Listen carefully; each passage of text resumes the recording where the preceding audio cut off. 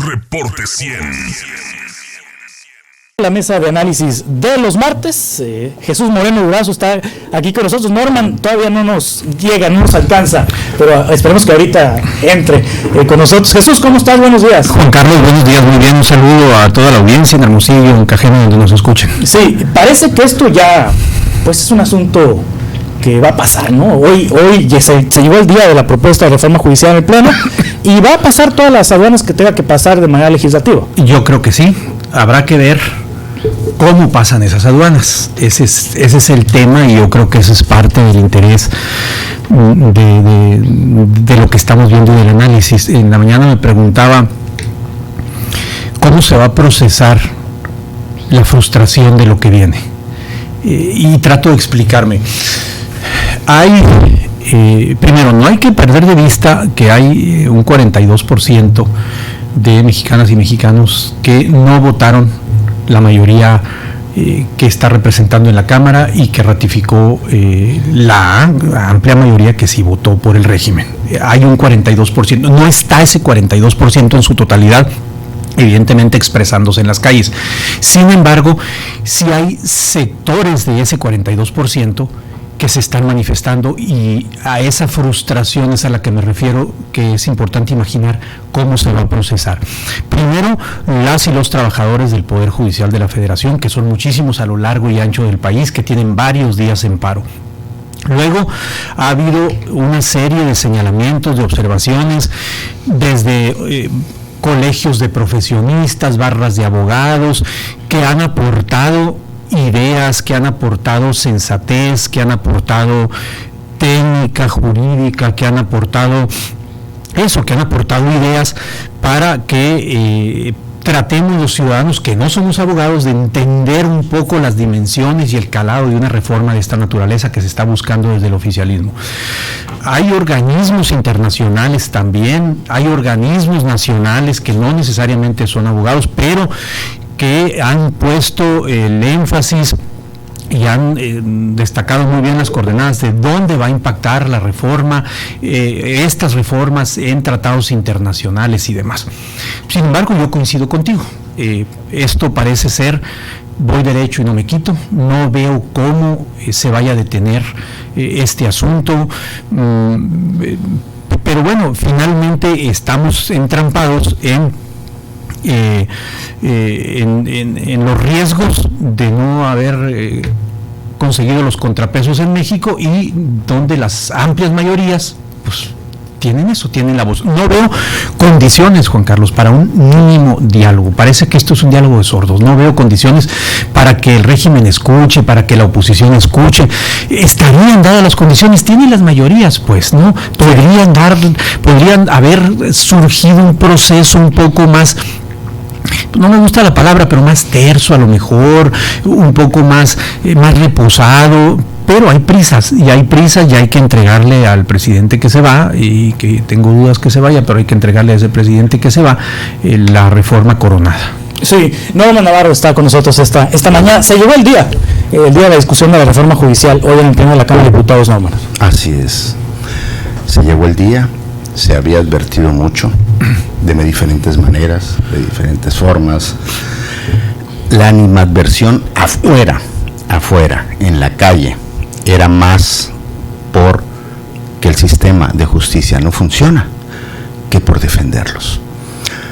El domingo vi la marcha que pasa por ahí por Boulevard Hidalgo en la noche, la marcha de las luces. Estoy de acuerdo que haya gente que no está de acuerdo, es una democracia, pero sí vi que no llegaba a las 2 cuadras de dimensión la marcha. ¿Y sabes de qué me acordé? Me acordé de las marchas de la guardería, que son inmensamente más grandes. Y alguien me preguntó, oiga, ¿tiene la razón? Yo nomás te voy a decir una cosa: las marchas de la guardería fueron mucho más grandes. Hubo justicia, hubo una oportunidad de la Suprema Corte de Justicia de la Nación de poder hacer justicia en el caso de la guardería ABC. Hubo esa oportunidad y se dio la orden del presidente Calderón, porque la esposa del presidente Calderón pues es prima de orden fue: echen abajo todo. Entonces, yo les pregunto, con el corazón en la mano, a los hermosillenses, ¿hay razón para defender a la Suprema Corte de Justicia? No como órgano, porque el órgano no desaparece, pero sí va a desaparecer la manera en que se escogen estos jueces. Y fíjate qué curioso, ahora que estaba viendo que hay 2 jueces que sacan amparo. Pero ¿cómo ha sido el desempeño de los jueces que han tenido el caso de la Guardia ABC? El juez de aquí Hermosillo, me imagino que esto se fue a tribunal colegiado también. Habría que preguntar a los abogados de los papás y mamás de la Guardia ABC para saber el desempeño de los jueces, porque bueno, lo que tú manifiestas, Norman, es cuando la Suprema Corte de Justicia de la Nación, el ministro Arturo Saldívar propuso que se procediera a señalar violación a los derechos humanos por parte de las altas autoridades del gobierno federal, del gobierno de Sonora y del gobierno de Hermosillo en 2009 por el tema de la guardería. Propuso hizo una propuesta de sentencia que no fue apoyada por sus compañeros ministros. Y ahora quieren que los defiendan, pues, o sea, ¿con qué cara? Pero eso, punto y aparte, el caso de la Guardia ABC está en un juzgado federal aquí en Hermosillo y habría que saber cómo ha llevado el caso. Sigamos con los casos. ¿Por qué soltaron a Rafael Caro Quintero en un sabadazo, en un acuerdo de que supuestamente, como era homicidio, tenía que ser por fuero común, no por fuero federal, y lo ponen en libertad? Y sale Rafael Caro Quintero y lo primero que hace es venirse a la zona de Caborca a decirle a su gente: vamos a recuperar el terreno, y es la bola de balaceras y matazones que traen ahí. Entonces, ¿por qué las decisiones de la Suprema Corte de Justicia nos han estado pegando en la torre tantos años y ahora quieren que los defendamos? A ver, ¿la Corte soltó a Caro Quintero? Fue una decisión fue un juez, fue un amparo de la Corte. Es un amparo de un juez. Sí. Ellos tienen la responsabilidad. ¿Qué le pasó a ese juez? ¿Dónde está ese juez? Es igual que los juicios de amparo. ¿Y no fue porque la Fiscalía General de la República no hizo la tarea? ¿Cuál tarea? Yo no sé, atentos al tema del Caro Quintero. No. Mira, en esto es muy fácil echarle la culpa a los demás y es muy fácil sacar narcotraficantes, porque después tienen que ir a detenerlo de nueva cuenta. Y el voto popular, Jesús Moreno, de jueces, magistrados y ministros, garantiza eso. ¿va a garantizar que no haya sabadazos? No, al contrario. Y que no suelten narcos. Al contrario, yo no encuentro evidencias en las nuevas propuestas, que además muchos abogados ya lo han explicado también, no atacan el fondo del asunto, que son ministerios públicos, que son fiscalías estatales y demás. Yo no encuentro elementos, Juan Carlos, ya lo he señalado varias veces reiteradamente de esta mesa, para pensar que las propuestas y la idea como está diseñada la propuesta de reforma de quién va a proponer a las y a los candidatos a jueces y a magistrados sean garantías de independencia política. Y digo política, ni siquiera digo independencia de poderes fácticos, digo política, de independencia política y de capacidad técnica. No hay un solo elemento que nos permita avisorar que lo que viene va a ser mejor que contra esto que tanto molesta a Norman aquí en la mesa en este momento. No hay elementos para pensarlo, al contrario, para que sí hay elementos para pensar lo contrario, donde hay regiones del país, de Sonora, denunciadas en su momento por candidatos y demás, donde los poderes fácticos, entiéndase, el crimen organizado, ha metido su mano y ha puesto candidatas y candidatos. Ese es un riesgo al que nos enfilamos, sin duda es un riesgo al que nos enfilamos. No solo a que haya propuestas de perfiles ad hoc al gobierno en turno, insisto, hoy Morena, mañana pasado podrá ser otro. No solo eso, sino al otro que me parece más preocupante, que es la intervención de los poderes fácticos, precisamente para tener el control de este gran poder que es el Poder Judicial. Sí, el voto popular garantiza que no vaya a pasar eso, los sabadazos y los... Obviamente, te vas a estar cuidando. Sí. Y te lo digo muy simple y muy sencillo. Y nos vamos a ejemplos reales. ¿Por qué se reeligió el alcalde de Hermosillo? ¿Porque hizo un pésimo trabajo? No, es un buen trabajo y los hermosillos lo eligieron, ¿no? Entonces, o sea, si ya tenemos ejemplos en el Poder Ejecutivo, ¿por qué se reeligieron ciertos diputados en el Poder Legislativo? Porque hicieron un pésimo trabajo, porque se les demostró la corrupción, porque se les demostró que andaban chuecos. No, ejemplos tenemos, y hay muchos, pero la Suprema Corte de Justicia de la Nación, que ahora el próximo año va a cumplir 200 años, pero que ya se rige obviamente con la Constitución de 1917, va a cumplir 200 años. Nunca, jamás se ha hecho este proceso. Entonces no podemos tener una bola de cristal y decir, va a ser peor. ¿Y qué tal si es mejor? ¿Qué tal si así como nos prometían que cuando llegara López Obrador se iba a convertir esto que se iba a quitar la democracia y él se iba a reelegir y él no iba a dejar que hubiera democracia? ¿Qué tal si no es así? Sí. Pero ahora el problema está en que afuera la gente no está apoyando eso. Tú sales, pues sí, van a votar. ¿Cuántos millones votaron por el PRI, por el PAN y por el PRD?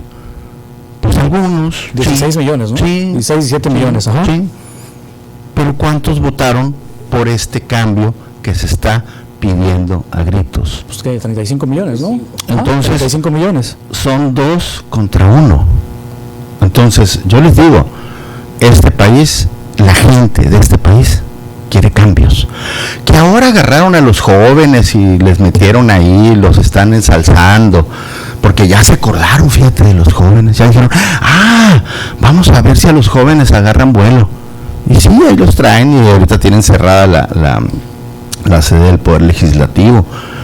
Pero como te digo, ¿qué más garantía quieres de que esto está mal, de que salen 2 amparos de 2 jueces de distrito contra el proceso legislativo? Si tú te vas a la ley de amparo, artículo 61, el primer punto que dice es: esta ley no se aplica para procesos legislativos. O sea, ¿cómo vas a garantizar que un juez tome buenas decisiones y se apegue a la ley y se apegue a la Constitución? Porque en la Constitución dice, los otros poderes no pueden írsele encima a este poder, al poder legislativo. Entonces, estamos en medio de una transformación en donde dentro de 50 o 100 años la gente va a decir: ¿te acuerdas cuando a los jueces los ponía el presidente? ¿Te acuerdas cuando a los jueces los ponía el gobernador?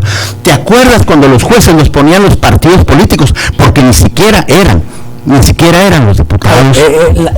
Pero ahí la presidenta, los partidos políticos a través de la Cámara de Diputados van a tener la facultad de proponer candidatos.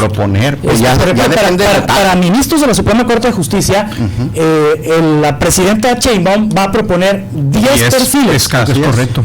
El Congreso mexicano, o sea, Cámara de Diputados y Cámara de Senadores, van a proponer otros 10. Así y es. el Poder Judicial actual va a proponer otros 10. Y derechos humanos, tengo entendido. No, nada más son los tres. Son 10, 10 y 10. Pues, ¿no? Los tres 10 y 10. Pero, entonces, digamos que va a seguir proponiendo la presidenta, va a proponerla quien tenga la mayoría en el Congreso. Exactamente, es una y el Poder Judicial. Y ahorita si lo ponemos en términos partidistas, pues Morena tiene... Sí, por eso, los poderes proponen, pero el pueblo dispone. Y el pueblo dispone. Por ejemplo, a ver, ustedes me están alegando que Morena es una avalancha y Morena quita todo. ¿Por qué hay un alcalde del PRI-PAN aquí en Hermosillo? Me dijeron, no, porque pasa que se la lleva muy bien con el gobernador, entonces por eso ganó. No, discúlpenme, tenemos el poder de ir a votar, ejérzanlo. Tenemos el poder de manifestarnos a través de las urnas, ejérzanlo durante muchos años. Fíjate, desde 1988, que me acuerde yo, están diciendo que López Obrador es un dictador. Cuando 88. En el 88, cuando Roberto Madrazo, ¿cómo? Sí, cuando iba contra Roberto Madrazo, fíjate, que por cierto es uno de los dueños de Latinos, ¿no? Cuando iba contra Roberto Madrazo dijo, no, este hombre traicionó al partido y va en contra, y si llega a ser gobernador va a ser un dictador. Desde el 88 están diciéndonos que va a ser un dictador. Cuando fue por la Ciudad de México también dijeron que iba a ser un dictador. O sea, yo no sé en qué cuestión mental traen que va a ser un dictador. Jesús. Yo no termino. A ver, Juan Carlos, para mí las razones por las que vota el electorado suelen ser inescrutables, ¿no? Yo no sé por qué votaste tú, yo no sé por qué votó Norman, yo no sé por qué votó mucha gente. Yo no termino, y esto ya lo he planteado también en esta mesa y lo reitero ahora y con mucho respeto, yo no termino de comprar esa idea de que la reforma al Poder Judicial en los términos en que se está planteando estaba puesta en la boleta electoral. Esto es un capricho de Andrés Manuel López Obrador, pues porque fue el único poder que le dijo no a una serie de decisiones que en su momento quiso tomar. Y este es un capricho que esperemos que no, yo pienso que sí, nos va a costar muy caro en el futuro cercano para un país que se preciaba de tener una democracia, pero de ese tema no lo hablamos. Muy bien. Jesús Moreno, Norman Navarro, muchas gracias. Juan Carlos, buenos días. Vaya muy bien. Buenos días. Reporte 100.